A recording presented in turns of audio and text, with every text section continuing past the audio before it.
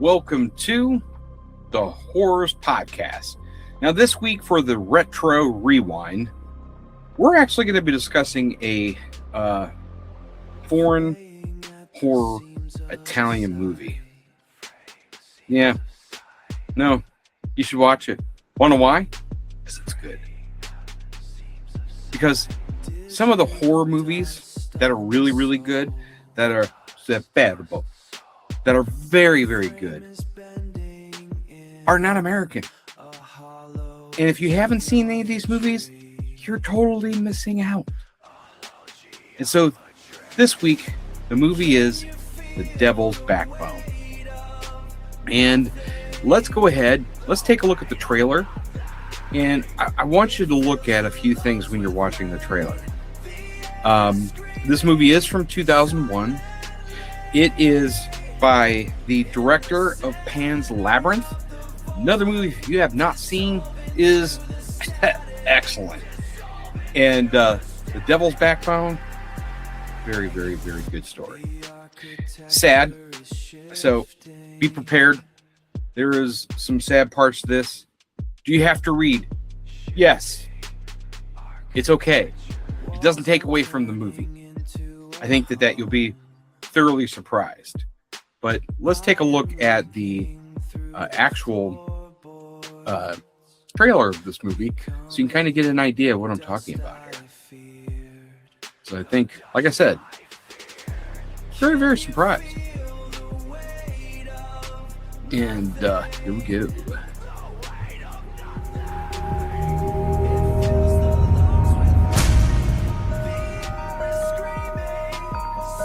So as you can see, this is an older movie, but the cinematography in this movie is excellent.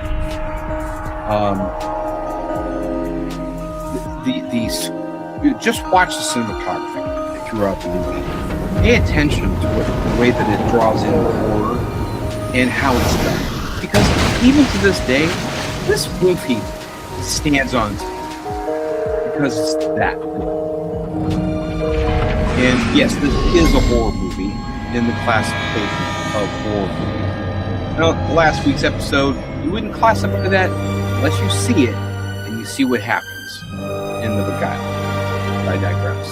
But in this movie, The Devil's Backbone is very good. Very good. Let me watch the trailer here. Go ahead. As I said, the photography on this is very good. That's by Guillermo. Oh, Hellboy too. Hellboy.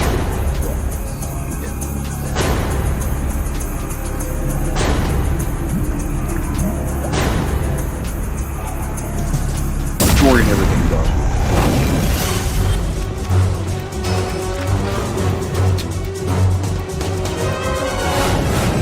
Can't say much more by watching this.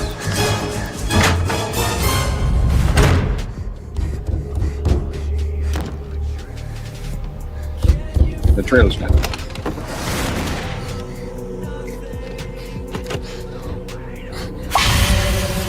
Definitely very good.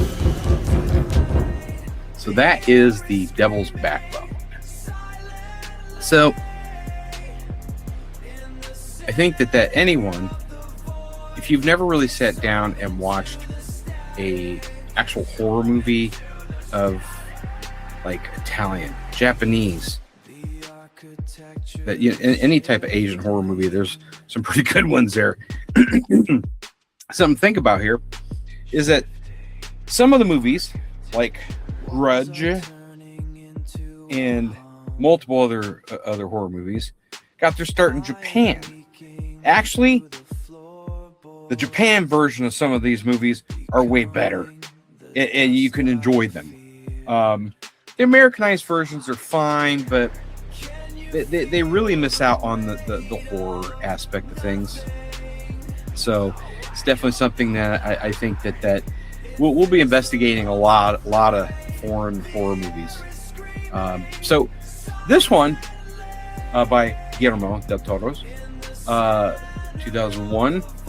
They refer to it as a gothic horror. In Spanish, it is El Espinazo del Diablo. Had to do that.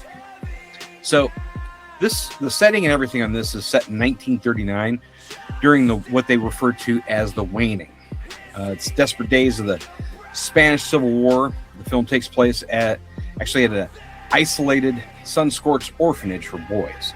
The institution is run by Dr. Caceres, an aging intellectual physician, and Carmen, the stern headmistress, who wears a prosthetic leg. So the orphanage serves as a sanctuary for the children of the Republican fighters who are losing the war against Franco's fascist forces. So the story begins with the arrival of Carlos, a 12-year-old boy whose father has just been killed on the front lines. Carlos is dropped off by his father's comrades, who leave him behind a stash of gold bars for Carmen and Caceres to hide and use to fund the Republican resistance. So in the center of the orphanage courtyard sits a massive unexploded bomb dropped by fascist planes.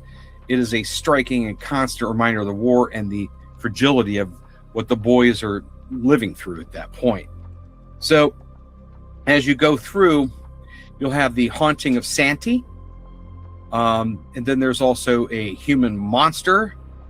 The tragedy is the fascist army advances closer to the region, and Caceres and Carmen realize they must evaluate the boys, knowing that time is running out. I think it's Jacinto makes a desperate play for the gold, but is caught. In rage, Jacinto sets fire to the orphanage fuel supply before fleeing. The resulting explosion is catastrophic. The blast kills Carmen, mortally wounds Dr. Caceres, and claims the lives of several boys, fulfilling Santi's prophecy. Conchita pursues Jacinto into the desert to confront him, but Jacinto coldly murders her. Back at the ruined orphanage, Dr. Caceres knows he's dying. He makes his final vow to Carlos and the surviving boys that he will protect them even after death. And when Caceres finally passes away, his presence remains as a watchful, silent spirit sitting by the window. Now, I am leaving pieces of this out because you have to see it.